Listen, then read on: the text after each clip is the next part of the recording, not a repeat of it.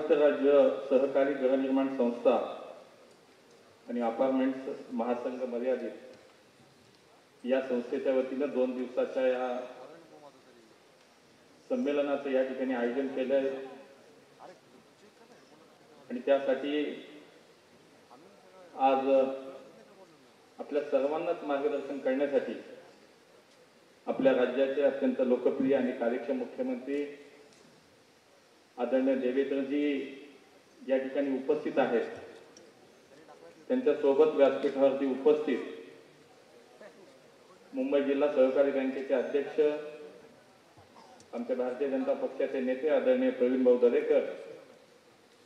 राज्य सहकारी बँकेचे प्रशासक प्रमुख माननीय बाळासाहेब अनासकर, या फेडरेशनचे अध्यक्ष आणि सातत्याने गेले अनेक वर्ष या विषयामध्ये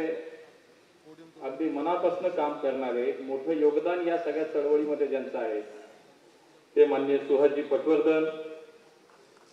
आमदार हेमंतजी रासने, भाजपचे शहराध्यक्ष माननीय धीरजजी घाटे, या फेडरेशनचे उपाध्यक्ष सीतारामजी राणे, प्रकाशजी दरेकर, व्यासपीठावरती उपस्थित बाबा मिसाळ, उपस्थित सर्वच मान्यवर, सर्वप्रथम मी आपल्या सर्वांना आंतरराष्ट्रीय सहकारी वर्षाच्या निमित्तानं या ठिकाणी मनापासून शुभेच्छा व्यक्त करतो। आपला देश हा कृषीप्रधान देश आणि त्यामुळे या देशातील जवळपास 40% पेक्षा अधिक लोकसंख्या ही सहकाराशी जोडली आहे।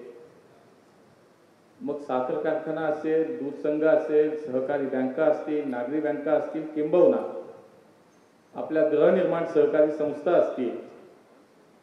आणि अशा या सगळ्या परिस्थितीमध्ये आज खरं तर देशाचे प्रधानमंत्री आदरणीय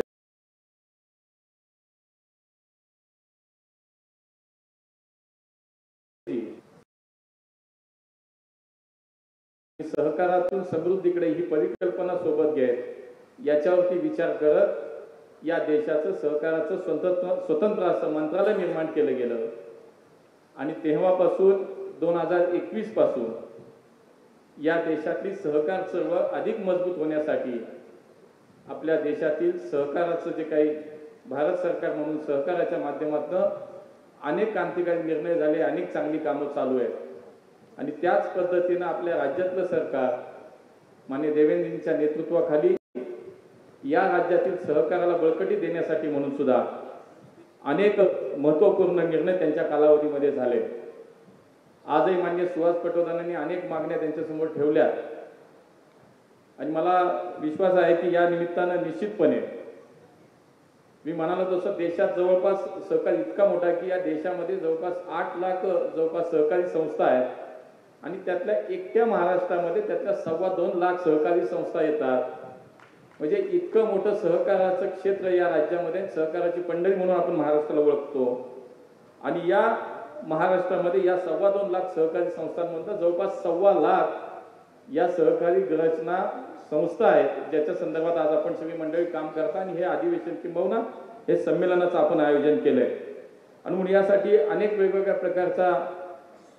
चांगल्या पद्धतीनं काम व्हावून आपण सगळे मंडळी प्रयत्न करतात आणि म्हणून मी अधिक याच्यामध्ये न बोलता माननीय देवेंद्रजींचं आपल्याला मार्गदर्शन हवंय, सगळेजण आपण त्यासाठी थांबलोय आणि म्हणून देशातील ही सहकारची चळवळ मजबूत करण्यासाठी जवळपास 30 वेगवेगळ्या क्षेत्रामध्ये आज सहकाराचं काम चालू आहे आणि एकट्या पुणे शहरात आपण जर म्हटलं तर या सहकाराच्या माध्यमातून आज आपण पाहिलं तर सभासद संख्या जवळपास 1.25 कोटीच्या आसपास आहे। 32,820 संस्था या फक्त एकट्या महाराष्ट्रात आहेत या सहकारी गृहरचना संस्था मर्यादितच्या माध्यमातून काम करणाऱ्या आणि म्हणून या सहकारी क्षेत्राच्या माध्यमातून देशामधलं सहकार मजबूत करावं म्हणून अनेक महत्त्वाचे निर्णय मी म्हणलो मगाशी म्हणाल तसं झालं की याच्यामध्ये या देशाच्या सहकाराचं एक नवीन धोरण आता आपल्या या निमित्तानं येतंय। या देशामधला सहकाराला अत्यंत चांगल्या पद्धतीचं एक तज्ञ अशा पद्धतीचं एक मनुष्यबळ मिळावं, पारदर्शी पद्धतीचं सहकाराचं काम चालावं म्हणून या देशामध्ये आता एक विश्वविद्यालय, युनिव्हर्सिटी सुद्धा सहकाराची सुरू होती आहे आणि मी आपल्याला सांगेन की जवळपास मागच्या 3 वर्षाच्या काळामध्ये देशातच नव्हे तर राज्यातला सुद्धा सहकार मजबूत करण्यासाठी अनेक निर्णय झाले. आपल्या माननीय मुख्यमंत्रीजींच्या प्रयत्नात, देवेंद्रजींच्या प्रयत्नात एक उदाहरण फक्त आपल्याला देईल की या राज्यामध्ये साखर उद्योग मोठ्या प्रमाणात आहे. साखर उद्योगाला ताकद देणं, ते मजबूत करण्यासाठी म्हणून सुद्धा आतापर्यंत मागच्या 3 वर्षामध्ये जवळपास एनसीडीसीच्या माध्यमातून मागच्या 10 वर्षाच्या काळामध्ये आपल्या राज्यातील साखर उद्योगाला जवळपास 9,000 कोटी रुपयाची या ठिकाणी अर्थसहाय्य देण्याचं काम देवेंद्रजींच्या प्रयत्नातून एनसीडीसीच्या माध्यमातून या राज्यामध्ये झालं. त्याच्यामुळे अनेक विषय आहेत, अनेक गोष्टी मांडता येतील, पण आजचा विषय वेगळा आहे. आज गृहरचना संस्था मर्यादितच्या संदर्भातला आज या कार्यक्रमासाठी मला असं वाटतं की बाळासाहेबांनी मांडलं असेल, आमच्या प्रवीण भाऊंनी या ठिकाणी भूमिका मांडली असेल. अनेक प्रश्न आज या सहकारी गृहरचना संस्था मर्यादित आहेत, आमच्या संस्था आहेत, त्याच्या संदर्भातले आपल्याला दिसून येतात. आणि म्हणून याच्यामध्ये पुनर्विकासाचा विषय असेल, याच्यामध्ये स्वयं पुनर्विकासाचा विषय असेल, हरित संकल्पना आहे,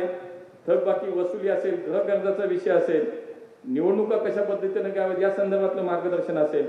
अभिहस्तांतरण असेल किंवा मानवी अभिहस्तांतरण असेल, अशा अनेक विषयावरती मला असं वाटतं या 2 दिवसामध्ये वेगवेगळी सत्र या ठिकाणी होत आहेत. आणि या सत्राच्या माध्यमातून निश्चितपणे समाजाला, जनतेला किंबहुना या सहकारी क्षेत्रात काम करणाऱ्या मंडळीला आपल्याला निश्चितपणे एक चांगली माहिती, मार्गदर्शन मिळणार आहे. आणि म्हणून गेले अनेक वर्षापासून या क्षेत्रामध्ये काम करणारे आमचे पटवर्धन असतील, यांचे सगळे सहकारी असतील, हे याच्यामध्ये सातत्याने काम करतायत. आज मला असं वाटतं की खूप काय बोलायचं आपल्याला या निमित्तानं होतं, परंतु आज देवेंद्रजी या ठिकाणी एकच विषय सांगतो की आता या गृहरचना संस्थांमध्ये जे आमच्या सोसायटी आहेत, आमचे जे फेडरेशन आहे, याच्या माध्यमातून जो स्वयं पुनर्विकासाचा विषय सुरू आहे, त्याच्यामध्ये या ठिकाणी प्रवीण भाऊंनी एक विषय मांडला. देवेंद्रजींनी तिथं बसल्या बसल्या मला सांगितलं की माझं अमित भाईंशी बोलणं झालं, इथून पुढच्या काळामध्ये महाराष्ट्रातल्या सगळ्या जिल्ह्यामध्ये, सगळ्या शहरांमध्ये स्वयं पुनर्विकासाच्या संदर्भात एनसीडीसीच्या माध्यमातून 100% आपल्याला मदत करायची आहे. ते स्वतःही सांगतील. मला असं वाटतं हा एक मोठा प्रश्न होता की पुण्यासारख्या, मुंबईसारख्या शहरामध्ये पुनर्विकास आज मोठ्या प्रमाणात होतोय. आणि म्हणून एका बाजूला एक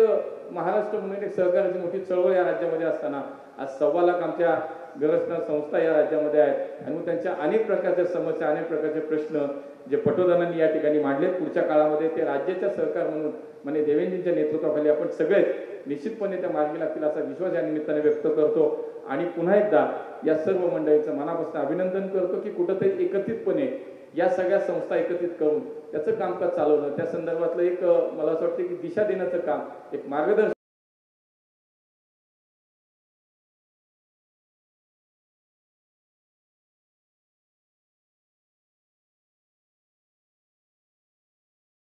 आम्हाला कायमच मार्गदर्शन करत असतात.